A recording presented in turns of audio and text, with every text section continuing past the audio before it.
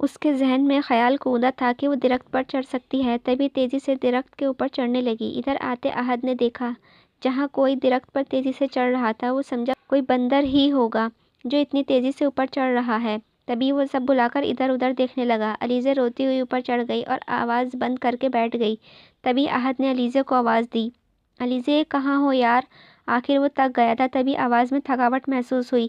علیزے کو فوراً تحفظ کا احساس ہوا تھا، وہ فوراً بولی، احد میں اوپر ہوں، وہ چلائی۔ احد سمجھ گیا وہی درخت پر چڑھی ہے، وہ فوراً ادھر گیا۔ علیزے نے خوش ہو کر اس کو ہاتھ ہلایا۔ احد نے اس کو روکنا چاہا مگر تب تک وہ پھسلی درخت سے، مگر احد نے اس کو پکڑ لیا تھا۔ وہ آنکھیں بند کیے ڈر رہی تھی، اس کو گلابی ہونٹ پھڑپڑا رہے تھے جیسے دعا کا ورد کر رہی ہوں۔ وہ ہنس دیا، تم ٹھیک ہو علیزے؟ اس نے مسکرا کر کہا۔ علیزے نے ادھر ادھر ہاتھ ہلایا اور اس کے ہاتھ لگایا، اس کے بازو کو پکڑ کر ہلایا۔ احد اس کی حرکتوں پر ہنس رہا تھا۔ اف میں ٹھیک ہوں، اس نے رک سکھ کا سانس لے کر کہا اور آنکھیں پٹ سے کھول دیں، مگر پھر ایک دم اس کو احد سے ڈر لگنے لگا۔ نہ جانے اب وہ کتنی سنائے گا اس کو، وہ کتنی نازک کلی کی ماند اس کی گود میں تھی۔ احد نے اسے جی بھر کر دیکھا اور پھر جنگل سے باہر راستے کی جانب بڑھ گیا۔ علیزے نے خود کو کھلا چھوڑ دیا اور اس کے گرد باہوں کا گھیرا تنگ کر دیا۔ وہ اس کے سینے سے سر لگا کر سامنے دیکھنے لگی۔ احد خاموش تھا، بالکل خاموش، کوئی ڈانٹ کچھ بھی نہیں۔ سارا غصہ ایک ہی بار نکالے گا وہ جانتی تھی، مگر پھر وہ خاموش رہی، اسے نہیں آنا چاہیے تھا۔ احد نے اسے پہلے بھی کہا تھا وہ علیزے کو چھوڑ آئے گا اس کے گھر، مگر اب وہ احد کے بغیر بھی نہیں رہ سکتی تھی۔ اس کو احد کی عادت ہو گئی تھی، وہ اداس ہو گئی، مطلب اب وہ واپس اپنے میکے میں ہی رہے گی، اور احد اس کو پتہ نہیں یاد بھی رکھے گا کہ نہیں۔ علیزے کو لا کر بونٹ پر پٹکا اور کڑے تیوریوں سے اس کو گھورنے لگا۔ پورے چہرے پر مٹی کے کالے کالے نشان تھے جیسے کسی نے مارا ہو، چہرے پر حد درجہ معصومیت تھی۔ وہ احد کو پٹر پٹر دیکھ رہی تھی۔ احد کو اس پر بے تحاشا ہنسی آئی، مگر اس نے روک لی۔ اب بتاؤ تمہاری ٹانگوں کو سکون کیوں نہیں آتا؟ وہ سخت تاثرات چہرے پر سجا کر بولا۔ وہ مجھے وہ بس، میں تو تھوک نکل کر بولی، کیا تم تو بس پہلے اس طرح کی حرکتیں کرتی ہو پھر کہہ دیتی ہو میں تو بس، مطلب معصوم بننے کی ناکام کوشش۔ وہ بھویں سکیڑ کر سخت لہجے میں بولا۔ علیزے نے اس کو دیکھا، پھر ایک دم رونا شروع کر دیا۔ روتی رہو، اب اندر بیٹھنا ہے تو ٹھیک ہے، ورنہ بیٹھی رہو ادھر بونٹ پر ہی، اور جب گر جاؤ تو مجھے آواز نہ دینا۔ وہ اندر بیٹھتے ہوئے بولا اور گاڑی سٹارٹ کی۔ علیزے بھی وہیں بیٹھی رہی۔ اس نے جو ہی ہلکی سی گاڑی چلائی، علیزے فوراً نیچے اتری اور اندر کا دروازہ کھول کر بیٹھ گئی۔ احد نے اس کو گھورا اور گاڑی چلا دی۔ باقی سارا راستہ خاموشی میں کٹا۔ علیزے نے سامنے ڈیش بورڈ پر پڑی چاکلیٹس کو ہاتھ بھی نہیں لگایا تھا اور چپ چاپ باہر دیکھتی رہی تھی۔ احد نے اس کو دوبارہ دیکھا، پھر وہ بھی ڈرائیونگ میں مصروف ہو گیا تھا۔ جو ہی وہ گاؤں پہنچے، سامنے سے ہی علیزے کے بابا بیٹھے تھے گاؤں کے کچھ لوگوں کے ساتھ۔ علیزے نے کسی پر دھیان نہ دیا اور اپنی ہی دھن میں جا کر بابا کے گلے لگ گئی۔ اس پل احد لب بھیجے اس کو دیکھ رہا تھا جو بابا کے گلے لگی تھی۔ گاؤں کے 3-4 لوگ بیٹھے تھے، احد کو بالکل اچھا نہیں لگ رہا تھا۔ علیزے اپنے بابا سے گلے شکوے کر رہی تھی۔ علیزے کو بلایا، جو سب سے بے نیاز تھی۔ اس نے مڑ کر دیکھا، جی؟ وہ تابعداری سے بولی، اندر جاؤ، وہ تحکم سے بولا۔ وہ سر ہلاتی چلی گئی۔ چچا جان السلام علیکم، اس نے مسکرا کر کہا۔ وہ جو مسکرا رہے تھے اسی طرف پلٹے۔ کیسا ہے میرا بیٹا؟ وہ مسکرا کر بولے۔ الحمدللہ، اس نے مسکرا کر کہا۔ تبریز صاحب مسکرا دیے۔ اکبر، اس سے ملو، یہ میرا داماد احد سلیمان شاہ ہے، انہوں نے مسکرا کر کہا۔ اکبر نے اٹھ کر ان سے مصافحہ کیا۔ تم آ جاؤ، آرام کرو، تھک گئے ہوگے، میں ذرا کچھ لاتا ہوں۔ وہ اٹھتے ہوئے بولے، ارے کچھ مت منگوائیں چاچا جان، گھر میں جو ہے وہ کافی ہے۔ وہ مسکرا کر بولا، ارے نہیں تم جاؤ، میں آ رہا ہوں، بس آخر داماد پہلی دفعہ آیا ہے، بھلا کیسے اس کو یوں ہی گھر میں بنی سادہ سی دال چاول کھلا دیتے۔ احد شرمندہ ہوتا اندر چلا گیا، جہاں علیزے اپنی ماں کی گود میں سر رکھے ان سے باتیں کر رہی تھی۔ وہ وہیں رک کر اس کی باتیں سننے لگا، جانے کیوں اس کا دل کیا وہ سنے۔ وہ کیا کہہ رہی ہے، اماں وہ بہت اچھے ہیں، آپ میری طرف سے بالکل فکرمند نہ ہوا کریں۔ آپ نے رمشا سے پوچھا تو تھا نا، وہ تو میرا خیال اتنا رکھتے ہیں، بس وہ اماں میں کبھی کبھی اتنی شرارتی کر جاتی ہوں نا، ان کو تنگ بھی تو کرتی ہوں، وہ مجھے کچھ کہتے ہی نہیں، کیوں اماں؟ وہ اب کے ان کے چہرے کی طرف دیکھ کر بولی۔ وہ مسکرا دیا۔ احد دروازے کی اوٹ میں کھڑا اس کی باتیں سن رہا تھا اور حیران تھا، کیونکہ وہ تجھ سے پیار کرتا ہے علیزے، محبت میں یوں ہی تو ہوتا ہے، محبوب کی باتیں پتھر پر لکیر کی طرح، ان کے پورا کرنے کی کوئی آر محسوس ہی نہیں ہوتا۔ محبت ایک نامحسوسی جذبہ ہے علیزے، انہوں نے پیار سے کہا۔ اماں تو کیا مجھے بھی ان سے محبت ہے؟ وہ جوش سے بولی۔ نازش ہنس دی۔ پگلی، وہ تو ہی جانے۔ انہوں نے اس کے سر پر ہلکی سی چت ماری۔ وہ ایک جھٹکے سے گزرا تھا۔ پیار؟ کون سا پیار؟ وہ تو بس اس کو اپنی ذمہ داری سمجھ کر نبھا رہا تھا۔ اسے وہ تمام الفاظ یاد آئے تھے جو اس نے اپنے بابا سلیمان صاحب سے شادی سے پہلے کہے تھے۔ بابا، میں اسے ہر ممکن خوش رکھنے کی کوشش کروں گا، اس کی ساری ذمہ داریاں نبھاؤں گا، مگر آپ مجھ سے یہ امید ہرگز مت رکھنا کہ میں ہمیشہ اس کا ہو کر رہوں۔ ہرگز نہیں۔ جس دن مجھے اپنے لیے کوئی بہتر لڑکی ملی میں اس کو اپنی زندگی میں شامل کر لوں گا۔ وہ حیران سا کھڑا تھا۔ نہیں، میں اس سے محبت نہیں کرتا، اس نے انکار کیا۔ اس کا دل مسلسل انکار کر رہا تھا۔ وہ علیزے سے ہی تو محبت کرتا ہے۔ احد، وہاں کیوں کھڑے ہیں؟ اندر آئے نا۔ علیزے کی نگاہ جو ہی اس پر گئی اس نے فوراً کہا۔ اس کی اماں نازش نے فوراً اس سر پر دوپٹہ لیا تھا۔ بیٹا اندر آ جاؤ، انہوں نے بھی کہا۔ وہ شکستہ قدموں سے ان کے پاس آیا اور سلام کیا۔ بیٹھو بیٹا، انہوں نے اس کے چارپائی پر بیٹھنے کو کہا۔ وہ سر ہلاتا بیٹھ گیا۔ میں آتی ہوں، وہ کہہ کر اندر چلی گئیں۔ علیزے نے جو ہی اس کو کہیں کھوئے دیکھا فوراً بولی، آپ چپ چپ کیوں ہیں؟ کچھ ہوا ہے؟ گاؤن دیکھنا ہے کیا؟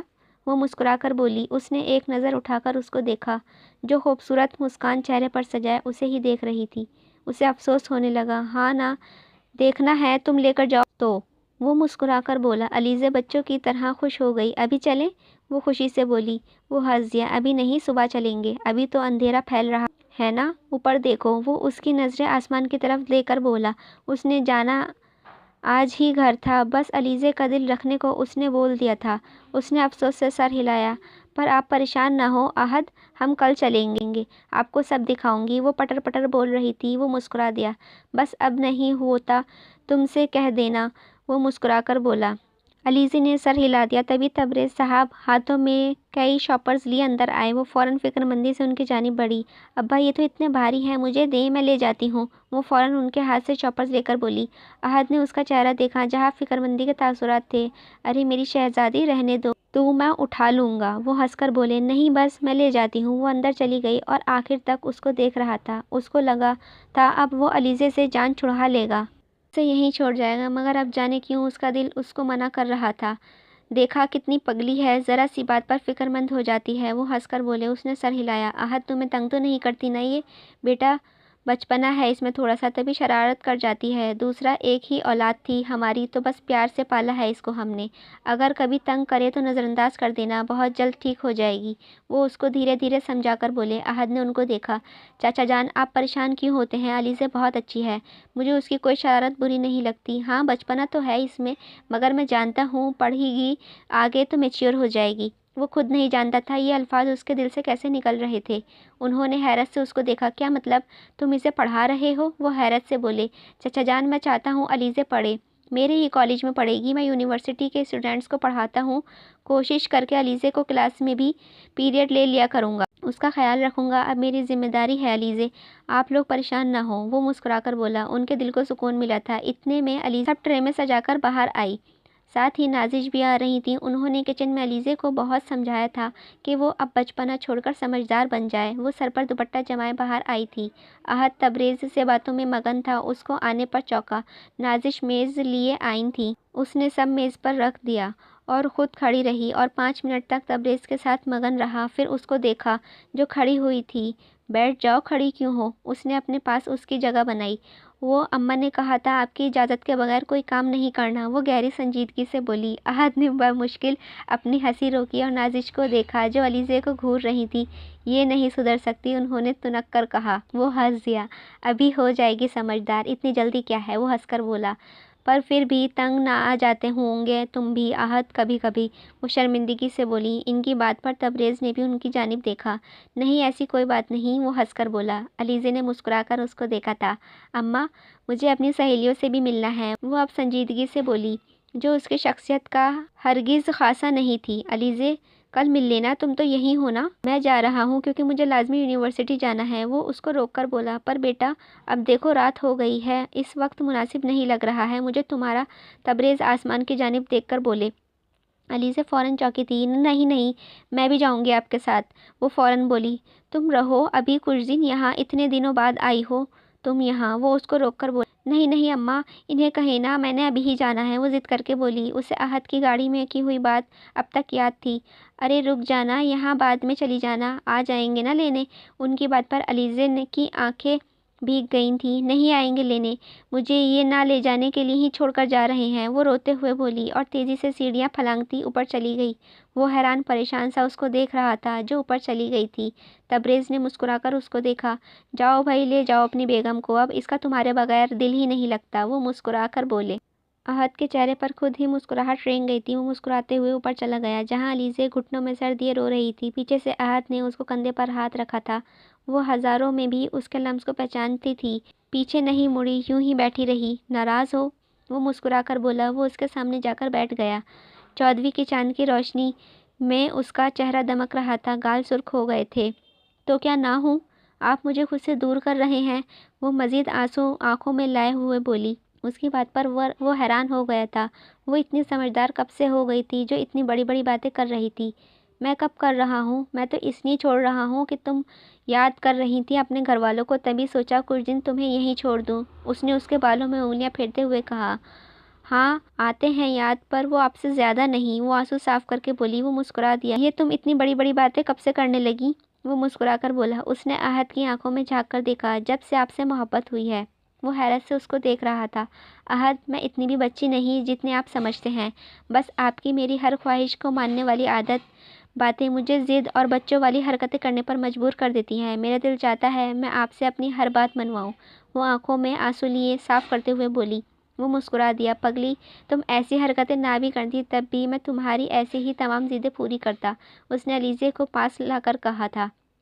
جھوٹے، تبھی چھوڑ کر جا رہے ہیں۔ وہ پھر سے رونا شروع ہو چکی تھی اور وہ اس سے دور ہو گئی۔ جی نہیں، میں تو خود ہی اپنی علیزے کے بغیر نہیں رہ سکتا، پھر کیسے جاؤں چھوڑ کر؟ وہ اس کے ماتھے پر پیار کر کے بولا۔ علیزے نے بھیگی آنکھوں سے اس کو دیکھا۔ آپ سچ کہہ رہے ہیں نا؟ وہ بھیگی پلکیں اٹھا کر کہا۔ جی بالکل، اس نے اس کے آنسو صاف کر کے کہا اور اس کو گلے لگا لیا۔ علیزے خوشی سے اس کے سینے پر سر رو دی تھی۔ احد کی شرٹ بھیگ گئی تھی۔ اب بس کر دو، سارے آنسو میری بیچاری شرٹ پر ہی بہانے ہیں، وہ شرارت سے بولا۔ علیزے نے پاس پڑا پانی کا گلاس اٹھایا تھا، وہ بھویں اچکائی تھی۔ اچھا اچھا میری ماں، سوری سوری، یہ نہ کرنا، وہ فوراً دور ہو کر بولا۔ علیزے نے کھلکھلا کر گلاس رکھ دیا۔ احد اسے ہی دیکھ رہا تھا۔ کتنی پیاری ہنسی تھی نا اس کی۔ نظر لگائیں گے کیا؟ علیزے نے شرارت سے کہا۔ وہ ہنس دیا۔ بالکل نہیں، میں اپنی نظر کو بھی اجازت نہیں دوں گا کہ وہ تمہیں لگے، وہ آنکھ مار کر بولا۔ علیزے کھلکھلا دی اور اس کے کندھے پر سر رکھ کر آنکھیں موند لیں۔ احد نے مسکرا کر اس کے چہرے پر بال ہٹائے اور اس کو خود میں مزید بھینچ لیا۔ ختم شد۔ امید ہے آپ سبھی کو یہ ناول پسند آیا ہوگا۔ اگر آپ کو یہ ناول پسند آیا ہو تو پلیز اس ناول کو لائک کریں اور کمنٹس میں بتائیں آپ کو اور آگے کس طریقے کے ناول سننے ہیں، اور پلیز میرے چینل کو سبسکرائب کریں۔ اللہ حافظ۔